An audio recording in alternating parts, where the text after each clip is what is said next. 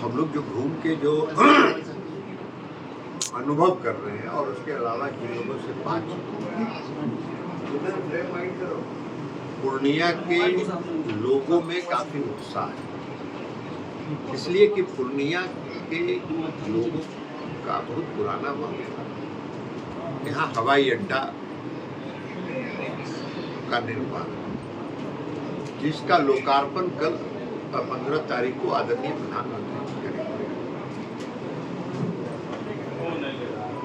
अब हवाई अड्डा का जो रनवे है पूर्णिया का, वो बिहार का सबसे बड़ा रनवे है और इस रनवे पर दुनिया का कोई भी ऐसा जहाज नहीं है जो नहीं उतर सकता।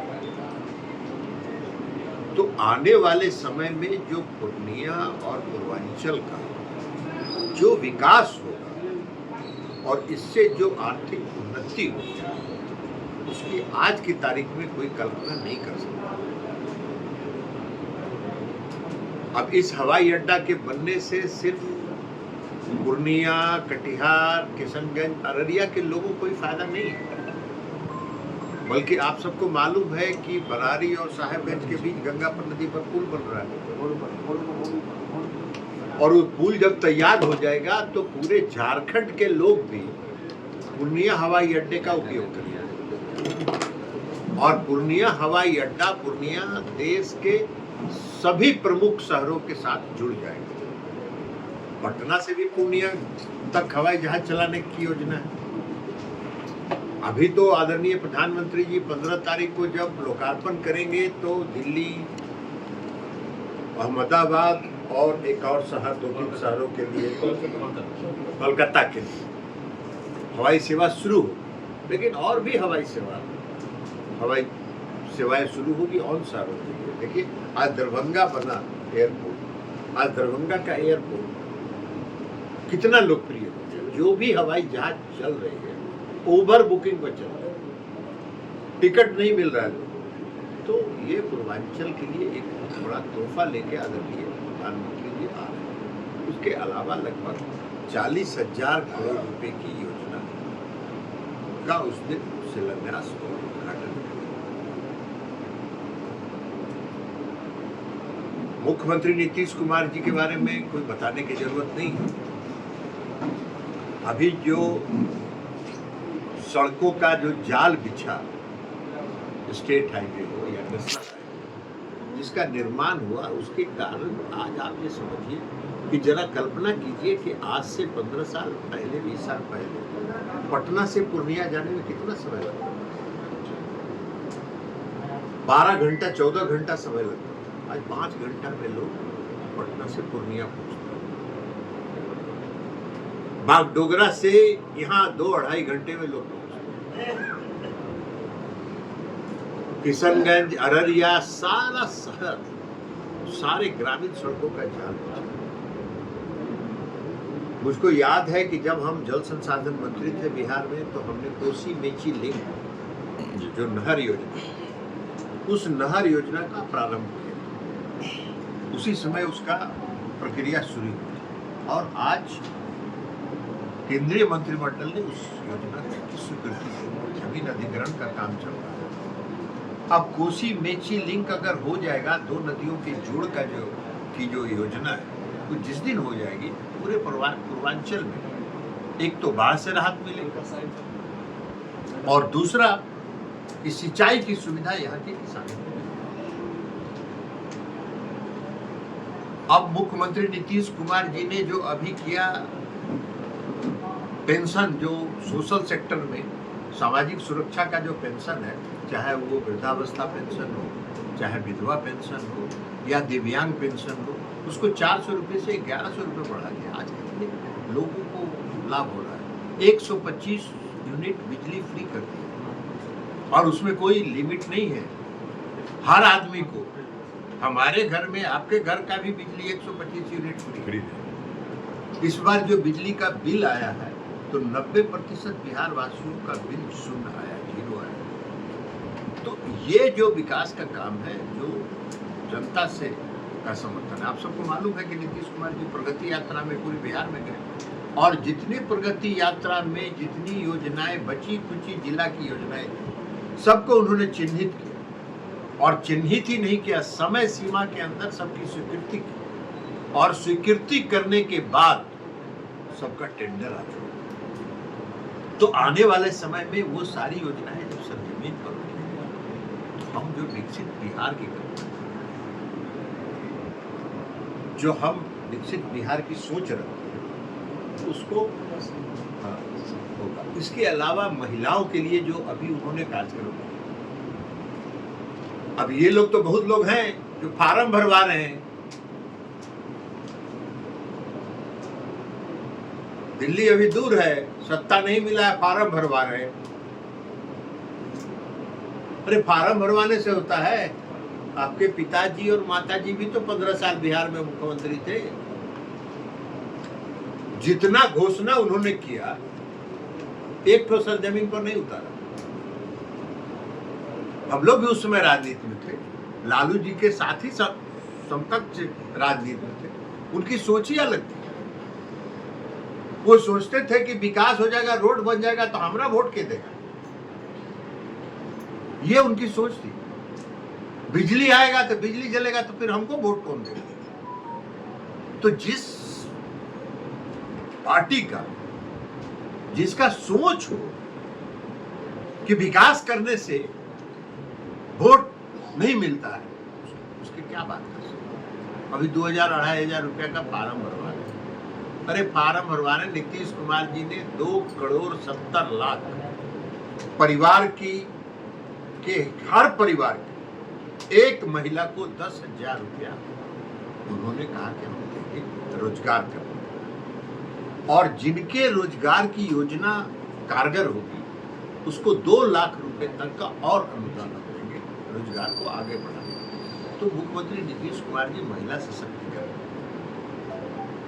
35% आरक्षण, बिहार पहला राज्य जिसने महिलाओं को 35% सरकारी सेवा में आरक्षण दिया, पुलिस सेवा में आरक्षण दिया, 50% का पंचायती राज और नगर निकाय में आरक्षण दिया, और जीविका समूह उन्होंने बनाया जो 11 लाख आज बिहार में जीविका समूह है, जिससे 1,35,00,000 ग्रामीण महिलाएं जुड़ी।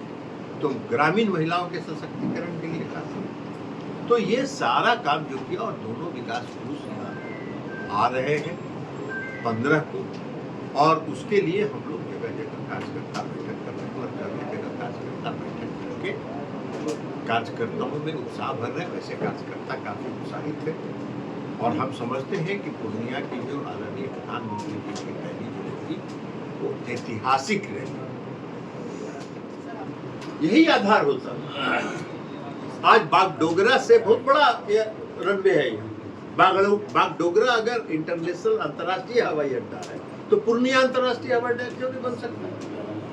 लेकिन वो एक कदम आगे बढ़ेगा ना, तो उसी दिशा में हम आगे बढ़े। सांसद तो यहाँ के चिल्ला रहे हैं कि एयरपोर्ट वो अपना बना रहे हैं। सांसद तो अभी आए, भी जो है वो नहीं, सांसद बने हुए उनको कितना दिन हो गया, तो काफी अपना ढोल पीट रहे हैं। ढोल पिटना अलग बात है। स्वतंत्रता सेनानी लोग जो होते हैं वो स्वतंत्रता आंदोलन में भाग लिए कि नहीं लिए, लेकिन अपना ढोल पीटते।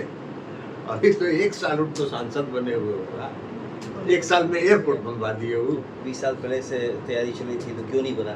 तो 20 साल पहले से जमीन अधिग्रहण का मामला था, एयरफोर्स का कोर्ट में था, कोर्ट में मामला था। उनको क्या ज्ञान है? अगर कुछ ज्ञान रहेगा तब ना। जब ज्ञान नहीं है और खुद को ज्ञान का भंडार मान रहे हैं, सरकार किसकी है? तो उनका कौन पूछ रहा है? उसको सरकार केंद्र में किसकी सरकार है? तेजस्वी जी की सरकार है, राहुल गांधी की सरकार है।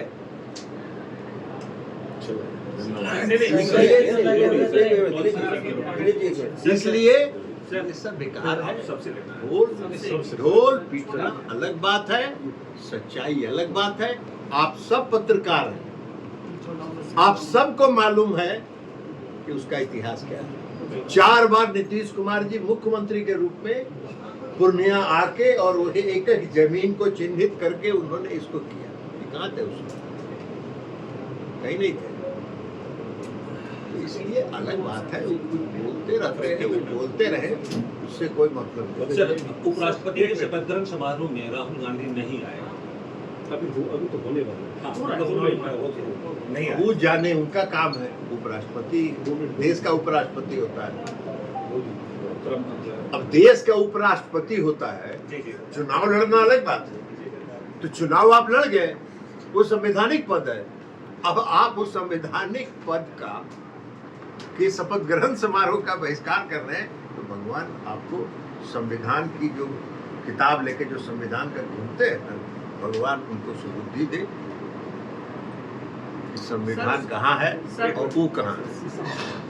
देखिए, ये दशहरा, दिवाली और छठ, ये तीन जो पूजा है बिहार वासियों की, ये बहुत महत्वपूर्ण है। बिहार के जो लोग पूरे देश में और दुनिया में जहाँ जहाँ रहते हैं, वो सब लोग दशहरा के समय आते हैं और छठ का पूजा करके फिर यहाँ से वापस जाते हैं। भारत सरकार ने इस बार अब तक के इतिहास में सबसे ज्यादा विशेष ट्रेन, लगभग अब तक 12,000 स्पेशल ट्रेन सैंक्शन कर दिया। हाँ, बिहार के लिए, बिहार वासियों के लिए। इसके पहले जब यूपीए की सरकार थी तो 150-200 ट्रेन खुलती थी। अब इस बार 12,000 किए, और रेल मंत्रालय इस तैयारी में है कि अगर 15,000 स्पेशल ट्रेन भी चलाना होगा तो हम बिहार वासियों को पूरे देश से और दुनिया से जो भी जाना बिहार चाहेंगे उनको मिलेगा। और उस ट्रेन का हालत ये है कि विशेष ट्रेन का रिजर्वेशन खुलता है और 1 घंटे के अंदर फुल हो जाता है। 20% का रिटर्न टिकट पर 20% का कॉन्सेशन भी है यात्रियों को। ये है। हाँ, और जो अभी प्रधानमंत्री नरेंद्र मोदी जी ने जो जीएसटी के बारे में फैसला दिया, आप समझिए क्या इम्पैक्ट पड़ेगा। आम लोग जो के उपयोग की जो चीजें हैं, एक एक चीज को चिन्हित करके उसका जीएसटी या तो 18%, 12% से घटा के 5% किया गया या शून्य किया। अब जो आम लोगों के उपयोग की जितनी चीजें हैं, किसानों के उपयोग की जितनी चीजें हैं, ट्रैक्टर है, पावर टिलर है, ये सारे चीज पर जीएसटी सब सस्ता हो गया। तो इसका जो लाभ है, आम लोग जब इसको आम लोगों तक ये पहुंचेगा तो देश के अर्थव्यवस्था में, देश की उन्नति में इसका बहुत बड़ा योगदान आने से। सर, सीमांचल के आज एनडीए के प्रमुख पदाधिकारी एवं कार्यकर्ताओं के साथ 15 सितंबर को जो माननीय प्रधानमंत्री श्री नरेंद्र मोदी जी का आगमन पूर्णिया में हो रहा है, तैयारी बैठक रखी गई है, समीक्षा की जाएगी, जिसमें हमारे भारत सरकार के केंद्रीय मंत्री आदरणीय श्री ललन सिंह जी, राष्ट्रीय कार्यकारी अध्यक्ष जेडीयू श्री संजय झा जी, बिहार सरकार की मंत्री लेसी जी और हम लोग सभी अभी उसी समीक्षा बैठक में जा रहे हैं। पूरे सीमावर्ती क्षेत्र में जिस तरह का माहौल और लोगों में उत्सव और जश्न का माहौल है, और ये अभूतपूर्व और ऐतिहासिक कार्यक्रम 15 सितंबर को देश के यशस्वी प्रधानमंत्री श्री नरेंद्र मोदी जी और बिहार के लोकप्रिय मुख्यमंत्री श्री नीतीश कुमार जी के संबोधन को सुनने के लिए लोग आएंगे और चारों तरफ एक उत्सव का माहौल है। पूर्णिया विकास कर रहा है, पूर्णिया प्रमंडल विकास कर रहा है और विकसित बिहार का सपना पूरा हो रहा है। और उस दिन हवाई जहाज का उड़ान भी यहाँ से भरेगा, और एक तरफ हवाई जहाज का उड़ान भरेगा तो दूसरी तरफ वंदे भारत ट्रेन का भी जो है परिचालन होगा। तो एक तरफ रेल भी है, एक तरफ रोड भी है, और दूसरे तरफ बिजली ताप का जो है अपना थर्मल पावर का भी यहाँ से जो है बहुत बड़ा योजना का शिलान्यास और उद्घाटन होने की संभावना है उसमें। फिर पैती वाला भी हो रहा है। तो इस तरह करके बहुत बड़ा सौगात बिहार को मिलने जा रहा है और हम लोग सब उनका जो है पलके बिछाएं इंतजार कर रहे हैं। देखिए, विनाशे काले विपरीत बुद्धि, वो सबको नीचे करो नहीं यार। कांग्रेस पार्टी जो कि अपने आप को राष्ट्रीय पार्टी के रूप में जानती है, हर वक्त अपने हैंडल से कोई इस तरह का विवादास्पद वीडियो डालता है तो इसको विनाश काल का विपरीत बुद्धि बोलते हैं। और भगवान सुबुद्धि दे ऐसे सब लोगों को। अच्छा है कि अपने घर के मां पर कोई आरोप नहीं लगा करके दूसरे जगह उंगली उठाते हैं। इन लोगों का बस चले तो अपने घर को भी नहीं बकसने वाला है। बस भगवान सुबुद्धि दे कि वो दिन नहीं आए कि अपने घर तरफ भी वो उंगली उठा दे। धन्यवाद। तीन चीज इम्पोर्टेंट है इस एयरपोर्ट को लेकर। ये एयरपोर्ट क्या है? ये उड़ान स्कीम का एयरपोर्ट। उड़ान स्कीम प्रधानमंत्री मोदी जी ने पहली बार देश में लेके आया कि जो कैपिटल सिटी है उससे भी दूसरे जगह छोटा शहर है वहाँ भी लिया जाए। बिहार में दो जगह उड़ान स्कीम का एयरपोर्ट है और ये नीतीश कुमार जी को तय करना। मुख्यमंत्री जी ने दो जगह तय की, दरभंगा और पूर्णिया, दोनों एयरपोर्ट्स पे।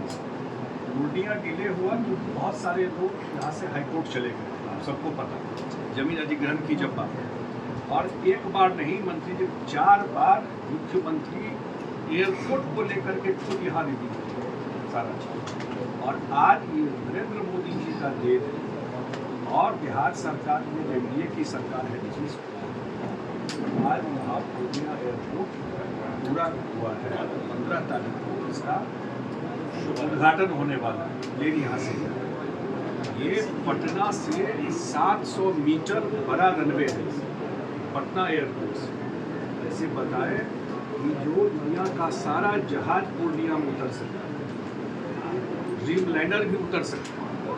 ड्रीम लाइनर जो है इतना बड़ा रनवे है वो भी यहाँ उतर सकता है। मतलब इंटरनेशनल फ्लाइट के लिए जो भी क्राइटेरिया होता है वो सारा क्राइटेरिया पूर्णिया फुलफिल करता है। मैं तो मधुबनी दरभंगा एरिया से आता हूँ। दरभंगा एयरपोर्ट बनने के बाद हम लोग खुद अनुभव किए तो कितना बड़ा वहाँ परिवर्तन है। अब ये पूरा area rail connected, Vande Bharat भी शुरू हो रहा है। वंदे भारत को कांग्रेस कहता है, ये भी शुरू करवाए। वंदे भारत कब का है?